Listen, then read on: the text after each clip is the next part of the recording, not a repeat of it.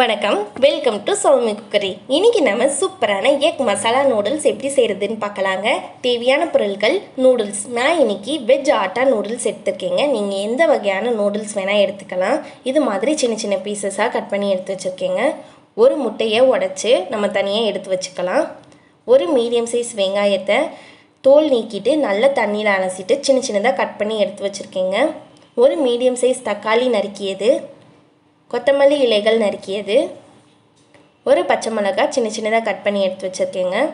ஒரு கொத்து கருவேப்பிலையை தண்ணியில் அலசிட்டு சின்ன சின்னதாக கட் பண்ணி எடுத்து வச்சுருக்கேன். ஒரு பாத்திரத்தில் 2லேருந்து 3 டேபிள் ஸ்பூன் எண்ணெய் விட்டுக்கலாங்க. எண்ணெய் நல்லா சூடானதும் மீடியம் ஃப்ளேமில் வச்சு முட்டையை நம்ம இதில் நல்லா ஃப்ரை பண்ணி எடுத்துக்க போகிறோம். முட்டை ரொம்ப ஃப்ரை ஆகணும்னு இல்லைங்க, ஓரளவு ஃப்ரை ஆனதும் இதில் நம்ம கொஞ்சமாக மேகி மசாலா சேர்த்துக்கலாம். அப்போ நல்ல வாசமாக இருக்குங்க. மசாலா சேர்த்துட்டு முட்டையோட எல்லா பக்கத்துலேயும் மசாலா படுற மாதிரி நல்லா பரட்டி விட்டுட்டு முட்டையை நம்ம தனியாக எடுத்து வச்சுக்கலாங்க. அதே பாத்திரத்தில் நம்ம நறுக்கி வச்சுருக்க வெங்காயம் சேர்த்துக்கலாம். வெங்காயம் நல்லா வதங்கட்டும். வெங்காயம் ஓரளவு வதங்கினதும் நறுக்கி வச்சுருக்க பச்சை மிளகாய் இது கூட சேர்த்துக்கலாங்க.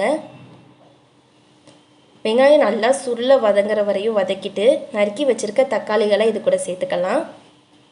உங்களுக்கு விருப்பமாக இருந்துச்சுன்னா ஒரு ஸ்பூன் அளவுக்கு இஞ்சி பூண்டு விழுது கூட இது கூட சேர்த்துக்கலாங்க. நல்லா வாசமாக இருக்கும். வெங்காயம் தக்காளி நல்லா சுருள வதங்கினதும் நறுக்கி வச்சுருக்க கருவேப்பிலை மல்லி இலைகள் சேர்த்துக்கலாம். மல்லி இலைகள் சேர்த்ததும் நல்லா வாசமாக இருக்கும். கொஞ்சமாக மேகி மசாலா சேர்த்து இதை நல்லா வதக்கிக்க போகிறோங்க. மசாலா எல்லாம் சுருள வதங்கினதும் தேவையான அளவு தண்ணி விட்டுக்கலாம். மசாலாவை நல்லா கலந்து விட்டுட்டு இன்னும் கொஞ்சம் மேகி மசாலா சேர்த்துக்க போகிறேன்.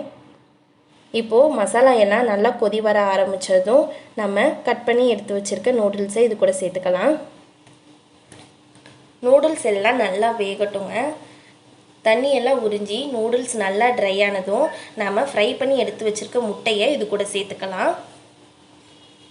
முட்டை மேகியோட எல்லா பக்கத்துலேயும் படுற மாதிரி நல்லா பரட்டி விட்டுட்டு கொஞ்சமாக மல்லி இலைகள் தூவி இறக்கிட்டா நம்ம சூப்பரான எக் மசாலா நூடுல்ஸ் தயாராகிடுச்சுங்க.